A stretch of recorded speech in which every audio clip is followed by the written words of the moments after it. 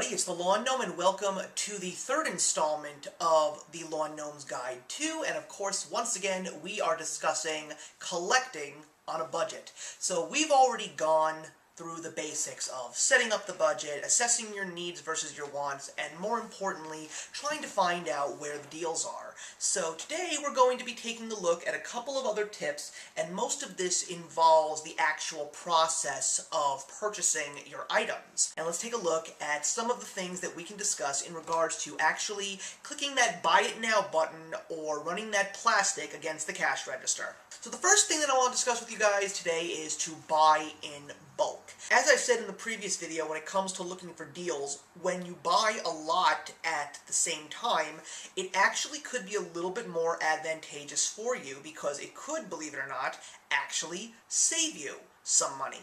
Especially if you're an online purchaser like myself. There are times when you actually buy more than just one item. There are chances that you can get things like free shipping, a discount, and even when you actually break down the math. And I saw that a lot when it came to purchasing Funko Pops. When it comes to a certain set that you like, if you buy the entire set as a group order, because they do have the opportunity for you to actually purchase an entire series of a certain group of Pops as one big bulk order. When you take a look at that and you break it down, when you take a look at each and one of them individually on the same site, you will probably discover that buying the entire series at once is a little bit better for you than buying them all individually, meaning that you will actually save yourself some money.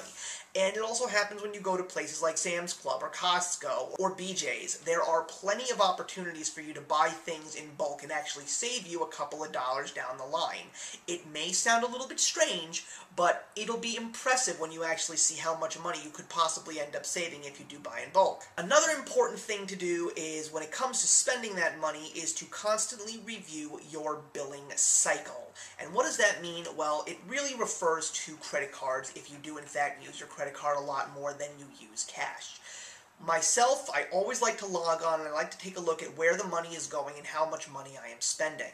But one of the things that I always do is I remember exactly when the bill is going to be for the actual payment, and more importantly, when does my bill recycle itself? Meaning, when is the day on the calendar where my credit card balance for the month goes back to zero.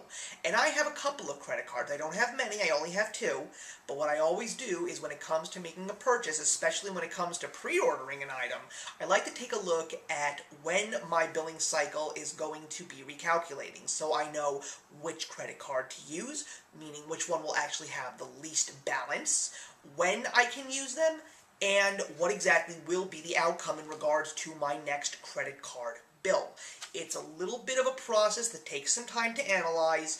It's not even something that really takes much time to analyze, but it is just a couple minutes out of your day. But if you actually know when your billing cycle functions and how it works, it will actually be much more advantageous to you in regards to items that you are trying to purchase. Now, this next tip can be a little bit of a challenge, and it's not uncommon. This is something that happens to people almost all the time, and that is socking away money. Let's go take a look back at what we discussed in regards to planning out that budget, figuring out how much money you will spend each month, and more importantly, exactly what you want to spend your money on. Especially if you are someone that has a paycheck coming in every week, every 2 weeks, that could be a tip that is useful to you and much easier for you to manage. For people who make an hourly wage, it's not unobtainable, but it's something that's a little bit more challenging because it depends on how many hours that you work. But when you get that money in your hands, what you should try and do is you should take a little bit off the top. And it's sort of like how a business makes a profit.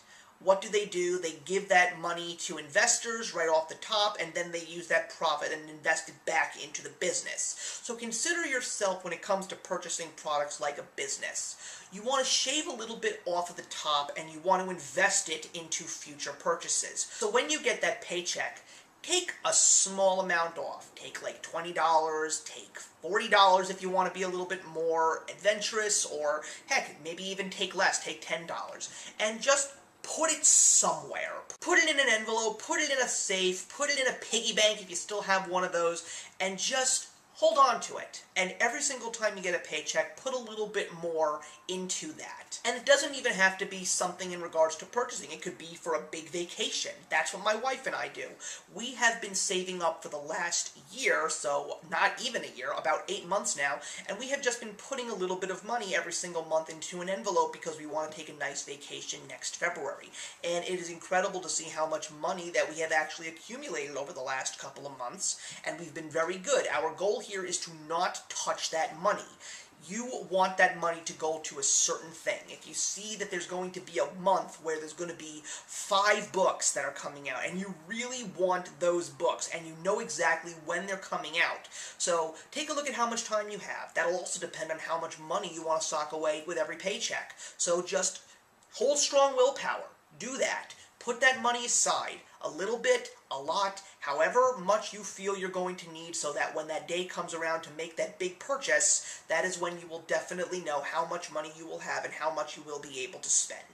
And as a little bit of an added bonus, I know that I've been talking about a lot of tips in regards to just restricting yourself and being a little bit more stingy and a little bit more careful with money, but there is a little something that we're going to do here in regards to cheating. Only because of the fact that it is August, it is my birthday month. Remember that $100 that I told you about that I put away each month for the sake of personal spending?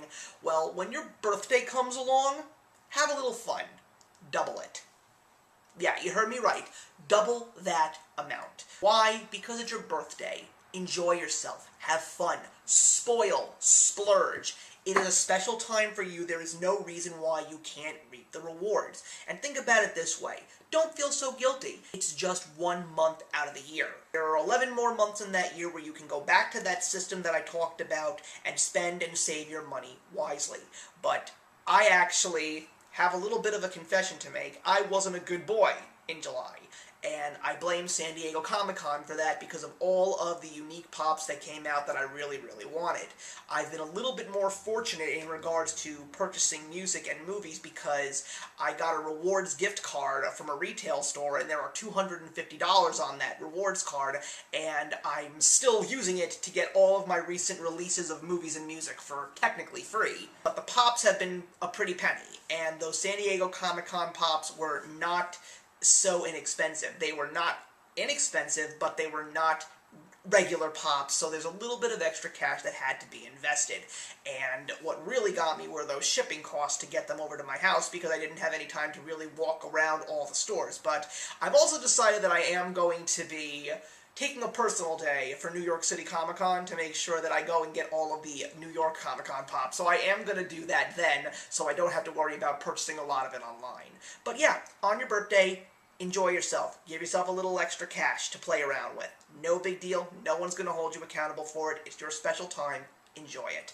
And that's going to conclude part 3 of A Lawn Gnome's Guide to Collecting on a Budget, and we are going to be concluding this with part 4. So please leave your comments in the box below, and I will see you in the next one.